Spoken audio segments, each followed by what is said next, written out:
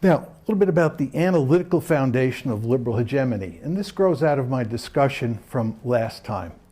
As I said to you, liberalism is at its root a political philosophy that focuses on the individual and places enormous emphasis on inalienable rights. Inalienable meaning they apply to everybody and they cannot be taken away. And the point I made last time, and I'd like to emphasize again tonight, is when you marry that sense of individualism with inalienable rights, you get a universalist ideology. Right? And the point I made last time and make again here is that liberal hegemony, or even liberalism, when it applies to foreign policy, has this universalist dimension that is of great importance. And what it means in terms of a broad foreign policy goal is that you quickly become consumed with spreading liberal democracy across the globe. That emphasis on inalienable rights, which leads to universalism, produces a foreign policy that emphasizes the spreading of liberal democracy. And there are three reasons for that. This really gets to the heart and soul of the argument, and I'll unpack them all, but just put them up in laundry list fashion right now. You want to spread democracy for three reasons. One, to protect human rights across the world. Two, to cause international peace. And three, to protect liberalism at home. And again, all of this grows out of the emphasis on individualism and inalienable rights, as I'll make clear as we go along here.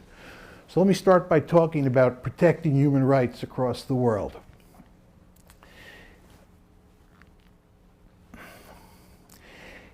The basic argument is that people who live in a far-off country are no different than people who live in your country. Borders actually don't matter very much. Rights are of great importance, and everybody has rights.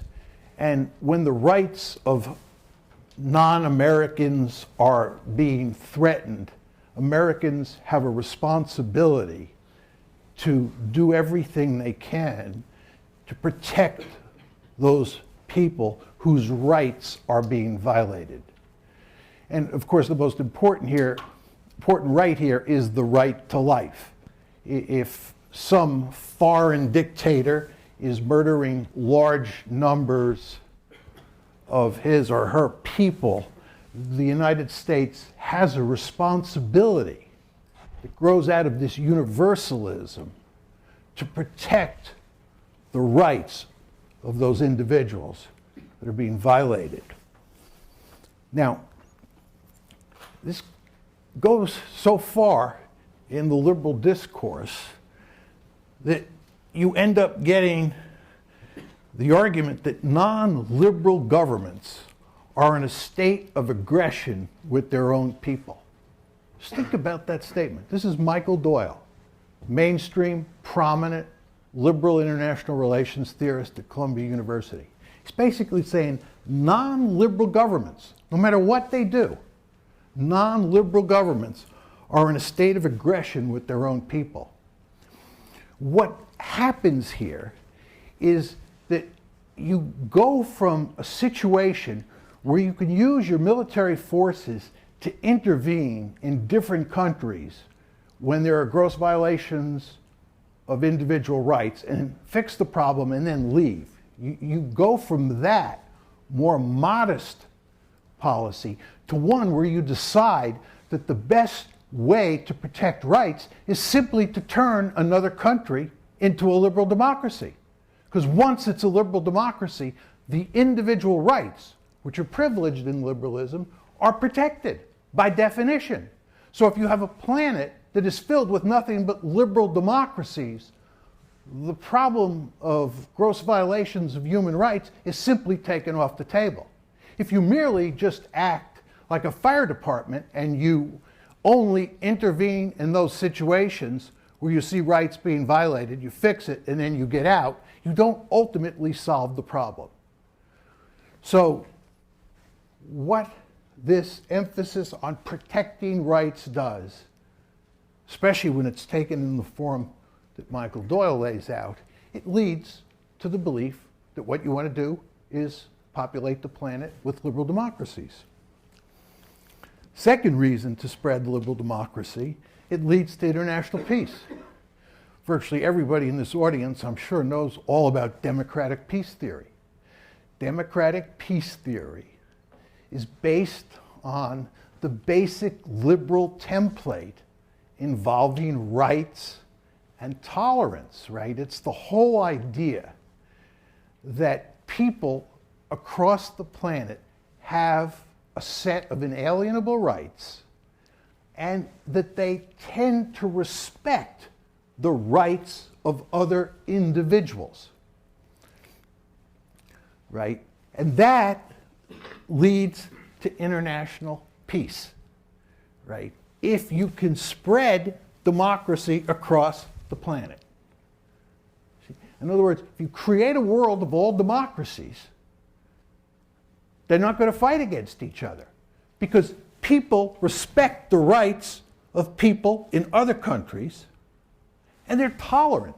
The tolerance grows out of that emphasis on inalienable rights, as I talked about last time. This is basic democratic peace theory, and this is the basic liberal logic that underpins it. Right?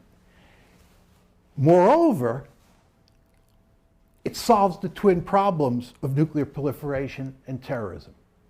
Right? If you have peace, you don't need nuclear weapons. There's no need for nuclear weapons in a world where there's nothing but liberal democracies. And terrorism is certainly not going to be a problem because in the liberal story, liberal states never engage in terrorism. It's always non-liberal states. So the idea is to create a world where they're just liberal democracies. And this is the rationale for invading Iraq. Sometimes people will say to me, John, how can you say that invading Iraq was based on a liberal theory?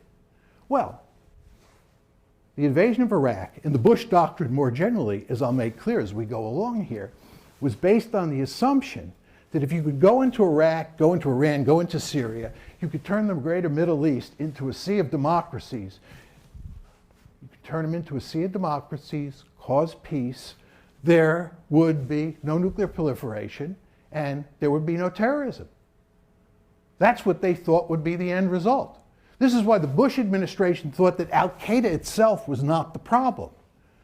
Al-Qaeda was part of the problem, but rogue states in the Middle East, rogue states meaning non-democracies that don't dance to America's tune, have to be turned into liberal democracies. So once that happens, then you turn the Middle East into a zone of peace. And oh, by the way, this is exactly what happened in Europe, according to the liberal story. Why do we have peace in Europe? Because it's filled with liberal democracies. And I'll talk more about this in the context of NATO expansion. They don't fight each other. You don't get terrorism. You don't get nuclear proliferation. Third